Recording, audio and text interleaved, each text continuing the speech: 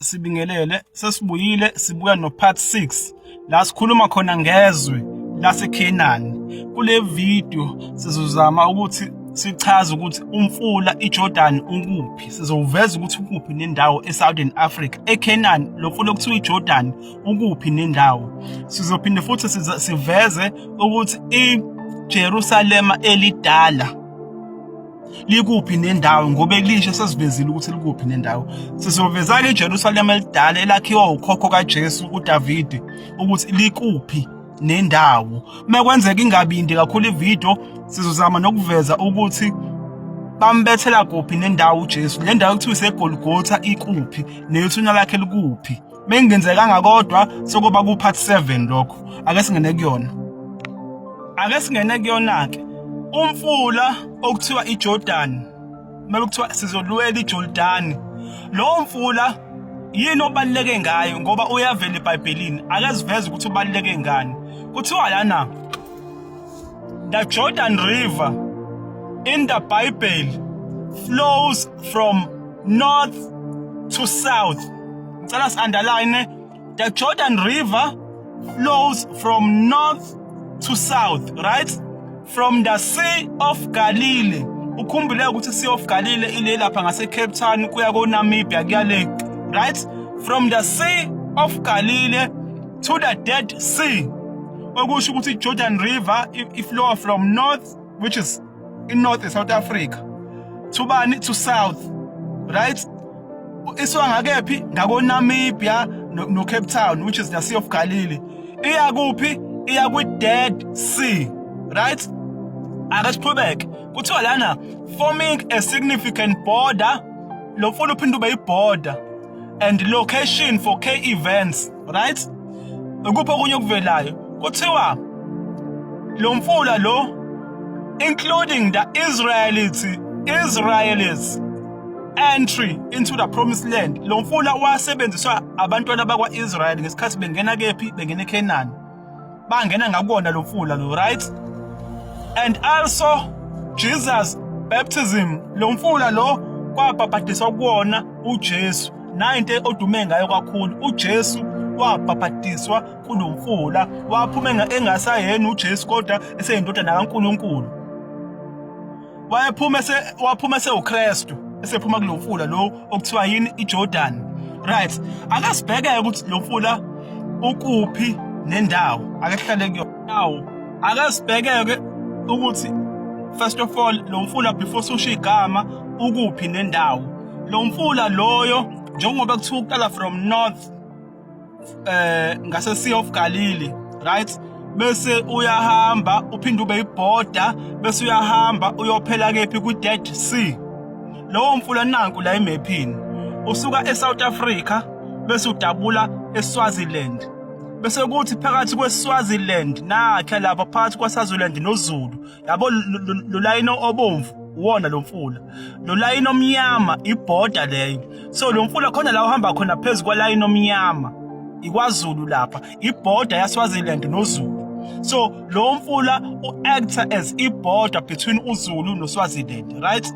Bese uyahamba uyaqhubeka uya kephi uya eMozambique, bese uyahamba uyophela ku Dead End lapha ya, right? Yini igama lalo mfula? Ake siveze ukuthi namhlanje lo mfula ubizwa ngani njengoba bathatha igama balicolonize bafaka igama labo elithi Jordan. Yini igama lawo lo mfula? Ake siveze. Now lo mfula lo okuthiwa iJordan, niyakhumbula ukuthi sivula kuthiweni ngawo, kuthiwa usuka enorth uhambe ube iborder ye-country, uhambe uyophela ku Dead End lo mfula. Nguvezileke ukuthi eSouthern Africa uqala eSouth Africa, iSouth Africa iNorth, bese uyahamba uye eSwaziland, bese uacta as iborder between uZulu noSwaziland, bese uyahamba uyophela eMozambique. Iyona iJordan leyo, right? Lo mfula igama layo kuthiwa the Great Usuthu River. Usuthu River. Ukuze ukwazi nokuthiwa hebe Usuthu, right? Lo mfula lo the Great Usuthu River. Ake sizwe ukuthi kuthiwani. Kuthiwa lana also known as Lusuthu or Maputo River. Lo mfula ubizwa ngokuthi Usuthu River eSouth Africa naseSwaziland bese kuthi eMozambique ubizwa ngokuthi iMaputo River. Ake sizwe ukuthi kuthiwani, kuthiwa starts in South Africa near the town of Ermelo, Amsterdam in Mpumalanga province, flowing east into Eswatini and Mozambique, where it empties into Maputo Bay. Uphela eMaputo Bay lo mfula. Ake siveze obunye ubufakazi. Now, ake siveze obunye ubufakazi. We need more evidence. Yabo, siyabona impela ukuthi okay, usuka eNorth lo mfula okuthiwa uSuthu River, uhamba ube ibhoda njengeJordan, bese uphelela kwi-dead end. But we need more evidence. Ake sizwe kuthiwani lana. Kuthiwa lana Jordan River ends by flowing into Dead Sea, making a significant geographical and spiritual boundary originating near Mount Hermon. Kuthiwa ends into Dead Sea. Ngabe lo mfula okuthiwa uSuthu uphelela kwi-Dead Sea yini? Ake sicheck, ake sizwe ukuthi uphelela kuphi. Nanku lo mfula njengoba uqala eSouth Africa usuke ubizwa ngokuthi uSuthu River, bese udlula eSwaziland, bese u-enter as i-border between South Africa, KwaZulu neSwaziland, bese uyaqhubeka uzongena kephi eMozambique uba iMaputo River. Kuthiwani lana? Kuthiwa the Maputo River ends by emptying into the southern part of Maputo Bay, right?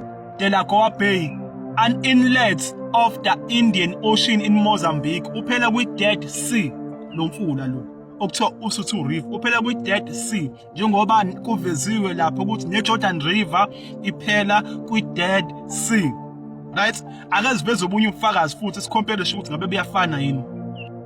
Okunye lo mfula okuthiwa iJordan uzobonakala ngani? Uzobonakala ngalokho. Ake sizwe ukuthi kuthiwani. Kuthiwa lana, yes, the Jordan River in the Bible was considered muddy, dirty, and murky, especially in its lower stretches.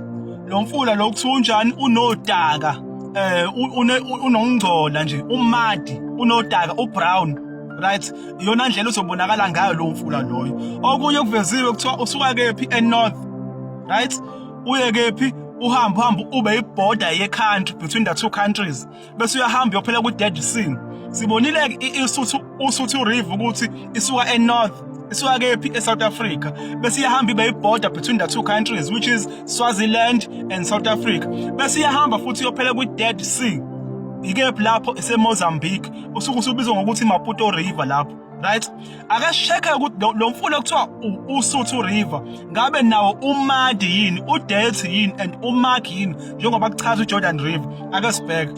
Now, njengoba kuthiwa iJordan imadi, kuthiwani ngeUSuthu River? Kuthiwa yes, the great uSuthu River or Lusuthu is generally considered to have dark brown, often muddy waters. Yonke into ebichazwe ngeJordan River uyithola kephi? Kwi-uSuthu River. Kahle kahle uSuthu River wona mfula lo okwabhabhadisa kuwona umsindisi uYeshu. Base bashintsha-ke bafaka igama labo elithi iJordan. Ngenxa yokuthi ivideo siyinde, ngizocela ukuthi ngiyibambile la. Uzolandela upart 7. Siyabonga kakhulu. Sibingelele kubo bonke abalandeli bethu kwi-Asikhulisane talk show.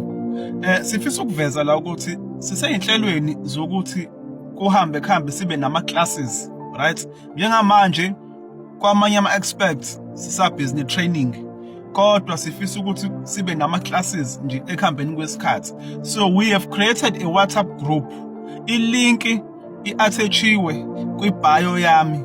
Mungena kwi-profile yami kwi-bio, i-link ya WhatsApp group ngiyifake khona. So kumuntu ozoba interested mhlawumbe ukuthi abe ingxenye ye-Asikhulisane angayijoyina i-group, ngoba ezinye izinto zizochazwa khona, ezinye izinto zizokhulunywa khona. Even if ngisho ngathiwa mhlawumbe ufisa ukuthi ube involved nawe kuma videos esiwenzayo, mhlawumbe ufisa ukuthi usuggest ama-topics noma ufisa ukuthi ube involved, uzokwazi ukuthi upropose khona egroupini.